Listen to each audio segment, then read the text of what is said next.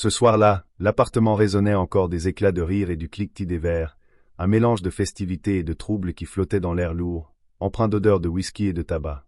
Lui, Mathieu, avait accepté l'invitation de son patron, pensant que cette soirée serait une simple parenthèse dans la monotonie de ses journées au bureau, un moment pour décompresser et oublier, ne serait-ce qu'un instant, la pression constante de ce poste subalterne qu'il avait longtemps convoité.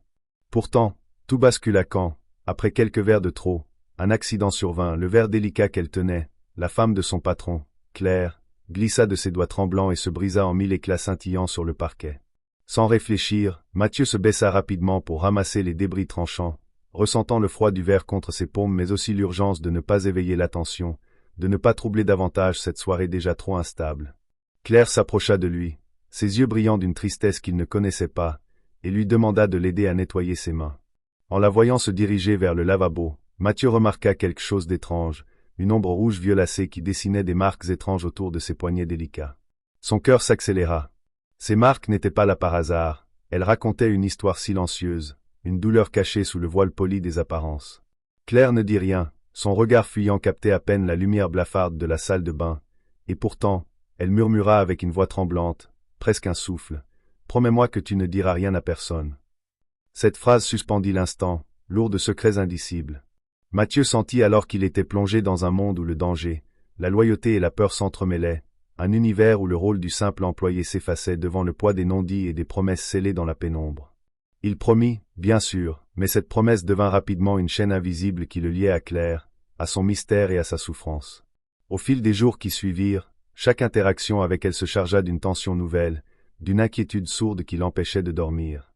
Il voyait désormais cette femme sous un jour différent, entre la fragilité et la force, le secret et la menace, et il comprit que cette soirée n'était que le début d'un chemin tortueux où les apparences trompaient, où la vérité pouvait être aussi tranchante que le verre brisé. Il se demanda alors jusqu'où il serait prêt à aller pour protéger ce secret, pour ne pas trahir cette confidence qu'elle lui avait confiée dans un murmure à peine audible, alors même que l'ombre rouge sur ses poignets continuait de le hanter dans ses rêves, le rappelant à la fragilité et à la violence cachée derrière les murs élégants du bureau, de l'appartement, de cette vie où rien ne semblait jamais tout à fait ce qu'il paraissait être. Les jours qui suivirent cette soirée restèrent suspendus dans une sorte de tension sourde, comme si le temps lui-même s'était ralenti pour laisser place à l'attente, au poids des non-dits. Mathieu se surprenait à scruter chaque détail du visage de Claire lorsqu'elle venait au bureau, à guetter dans ses yeux fuyants un appel à l'aide ou une supplique muette. Lors des réunions ou des déjeuners professionnels, il voyait sa main effleurer distraitement ses poignets cachés sous les manches longues, comme une barrière invisible entre elle et le monde extérieur. Pourtant, elle ne lui adressait que des regards furtifs, parfois empreints de gratitude, mais toujours chargés d'une inquiétude qu'il ne parvenait pas à déchiffrer entièrement. Lui, tiraillé entre sa loyauté envers son patron et ce secret qu'il avait promis de garder, commença à vivre un combat intérieur. Chaque soir, en rentrant chez lui, il repassait en boucle le moment où il avait vu ces marques rouges, se demandant quelle histoire douloureuse elle pouvait cacher. Était-ce une violence qu'elle subissait? Un passé trop lourd à porter? Ou un appel désespéré qu'il était seul à entendre? Un jour, alors que l'atmosphère au bureau était particulièrement lourde, Claire le surprit dans un couloir désert et, sans un mot, glissa dans sa main une petite enveloppe cachetée. « Lis ça quand tu seras seul, » murmura-t-elle, le regard tremblant d'une peur mêlée de défi. Cette enveloppe devint pour Mathieu une sorte de clé ouvrant une porte vers un monde dont il ignorait tout, fait de menaces voilées, de rendez-vous nocturnes et de silences pesants. Il découvrit alors des lettres, des mots griffonnés dans l'urgence, des confessions à demi effacées où Claire évoquait un mari violent, un quotidien fait de coups, d'humiliations et de promesses brisées. Son patron, cet homme puissant et respecté en public, se révélait sous un jour sombre, cruel, impitoyable dans l'intimité. Mathieu se sentit submergé par une rage qu'il ne s'était jamais autorisé à ressentir, mais aussi par une peur paralysante, celle de se retrouver pris dans un engrenage dont il ne sortirait peut-être jamais indemne. Malgré tout, il ne pouvait pas tourner le dos à Claire, pas alors qu'elle semblait si fragile, si perdue, avec ses mains rouges comme une marque indélébile d'un cauchemar quotidien. Chaque rencontre devenait un jeu dangereux, entre complicité silencieuse et menaces latentes, entre désir de justice et peur des représailles. Mathieu comprit peu à peu que leur destin était lié, que garder ce secret allait au-delà d'une simple promesse, qu'il s'agissait d'une bataille pour la liberté, la dignité, peut-être même la survie. Et dans cette nuit intérieure où tout semblait s'obscurcir, il fit un choix, ne plus jamais détourner le regard, affronter ce qu'il fallait affronter, même si cela signifiait tout perdre. Car parfois, les mains rouges ne sont pas que des blessures, elles sont les marques d'un combat invisible que seul le courage peut gagner.